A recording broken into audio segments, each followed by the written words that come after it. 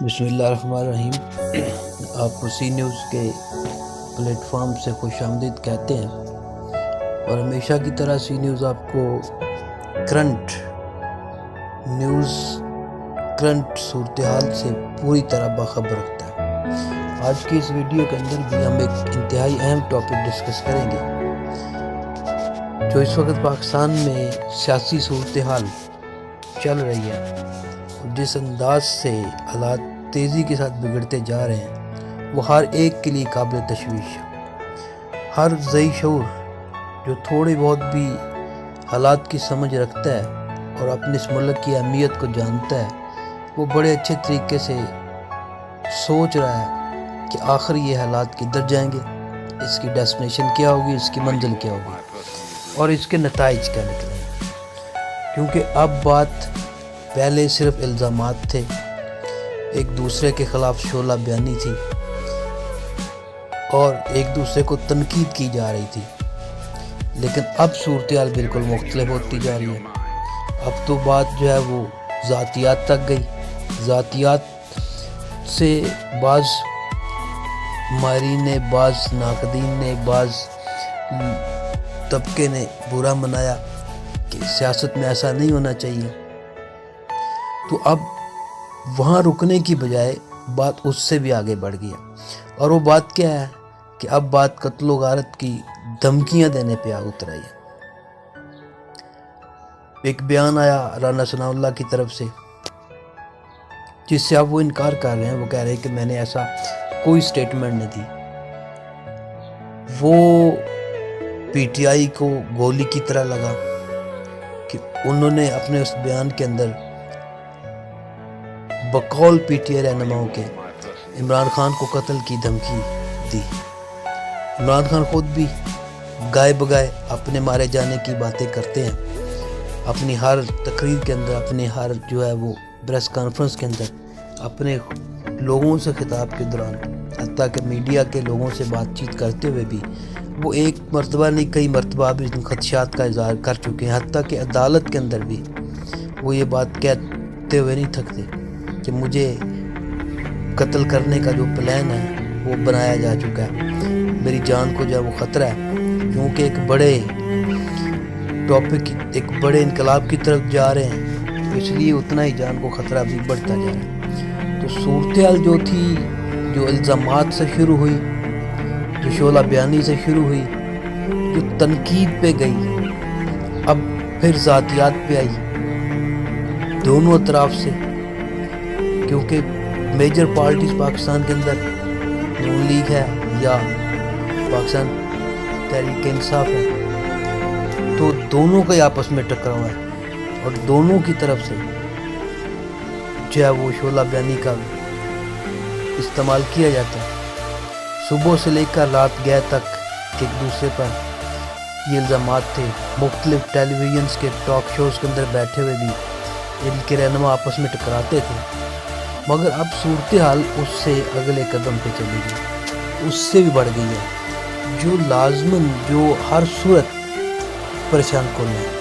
کہ اس کو کس طرح سے جو ہے وہ فیس کیا جا سکتا ہے۔ لوگ پریشان بھی ہیں کیونکہ ایک سیاسی ہیجان کی صورتحال ہے۔ اس ہیجان کو کس طرح سے حل کیا جا سکتا ہے، کیسے اس کو سالو کیا جا سکتا ہے، بعض لوگ یہ بھی سوچنے پر مجبور ہیں، کیونکہ ان حالات کو یہاں تک لانے میں ہر ایک نے اپنا کردار ادا کیا، خواہ وہ سیاستدان ہو، خواہ وہ میڈیا پرسن ہو، جرنلسٹ جس کو ہم کہتے ہیں، خواہ وہ کوئی ٹاک شو کرنے والا ہو یا کامن ایکٹیوسٹ ہو، اس کے اندر ہر ایک نے اپنا کردار ادا کیا، کسی نے بھی دانش مندی کا ثبوت نہیں دیا۔ اس کا نتیجہ یہ نکلا کہ آج بات یہاں تک پہنچ چکی ہے۔ اب حالات کدھر جائیں گے، اب اس سے آگے اگلا موڑ کیا ہوگا، وہ انتہائی اہم ہے کہ جناب کیا ہم ان کو حل کرنے کی پوزیشن میں بھی ہوں گے یا نہیں ہوں گے۔ کیونکہ اب تو شہباز شریف صاحب نے بھی دو ٹوک الفاظ میں پارلیمنٹ ہاؤس میں تقریر کرتے ہوئے کل کہہ دیا کہ جناب جب تک عمران خان صاحب قوم سے معافی نہیں مانگیں گے، اب ہم بھی ان کے ساتھ نہیں بیٹھیں گے۔ یہ وہ شخص ہے جو پہلے اوپنلی کبھی معاشی ایمرجنسی، کبھی معاشی پلان تو کبھی آپس میں بیٹھ کر اور پھر آل پارٹیز کانفرنس تک بات گئی، ان کی باتیں کرتا تھا کہ بیٹھیں آپس میں اور ان مسائل کا حل نکالیں، اور نکلتا بھی ہے۔ دنیا میں اس میں بہت ساری مثالیں دی جا سکتی ہیں کہ بڑے بڑے پیچیدہ مسائل سامنے آئے لیکن لوگوں نے ان کا حل نکالا۔ ٹیبل ٹاک ایسی امپورٹنٹ چیز ہے کہ جس سے بڑے بڑے مسائل حل کیے جا سکتے ہیں۔ اگر طالبان کا ایشو حل ہو سکتا ہے، افغانستان کی صورتحال آج اس حالت تک پہنچ سکتی ہے مذاکرات کے ذریعے، کبھی کسی نے سوچا بھی نہیں تھا کہ جنہوں نے اسلحہ استعمال کرنے کے علاوہ کچھ سوچا ہی نہیں تھا، لیکن امریکہ کے ساتھ حالات بدلے، وہ افغانستان سے نکلے، کیا صورتحال بنی۔ تو پھر آپ خود سوچیں کہ کیا یہ تو اپنا ملک ہے، اپنے لوگ ہیں سارے کے سارے، اس ڈویژن کو، اس تقسیم کو جو وہ کس طرح سے جو ہے نا وہ حل کیا جا سکتا ہے، اور وہ صرف ایک ہی طریقہ کہ بیٹھا جائے، یہ الزام تراشی بند کی جائے، ایک دوسرے کے اوپر تنقید بند کی جائے، پھر ایک متفق کا حل تلاش کیا جائے۔ پی آئی کی جانب سے تو دو ٹوک الفاظ میں کہا جاتا ہے، تو ان تمام چیزوں کا جو حل ہے وہ ایک ہی ہے، اور وہ کیا ہے کہ وہ الیکشن ہے۔ جبکہ الیکشن اگر ہو بھی جاتے ہیں، کروائے بھی جاتے ہیں،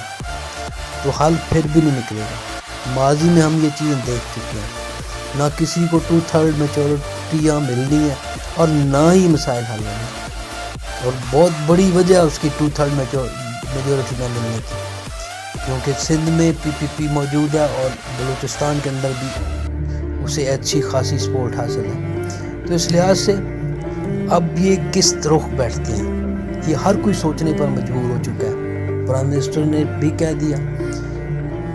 دو ٹوک الفاظ کے اندر، اور انہوں نے سارے معاملات اٹھائے پارلیمنٹ کے اندر لے گئے، کیونکہ پارلیمنٹ ایک سپریم ادارہ ہے، اس کا اپنا تقدس اور اپنی اہمیت ہے۔ لیکن ابھی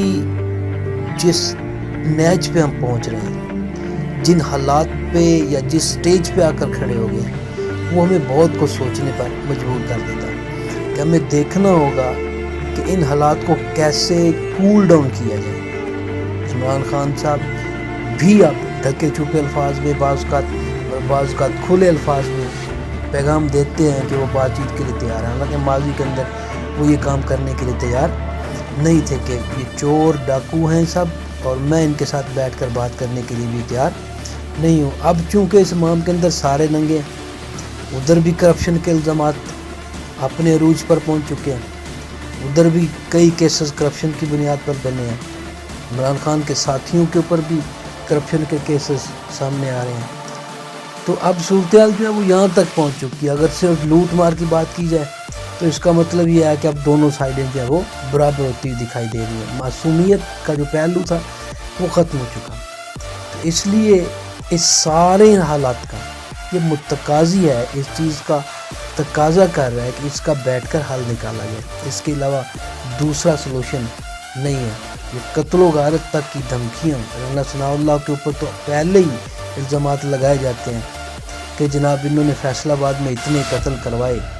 20 سے بھی زیادہ نام لیے جاتے ہیں، لیکن کوئی ثبوت نہیں ہے، صرف الزامات کی حد تک دیے جاتے ہیں۔ تو ان سے حالات مزید بگڑیں گے، یہ حالات بہتر نہیں ہوں گے۔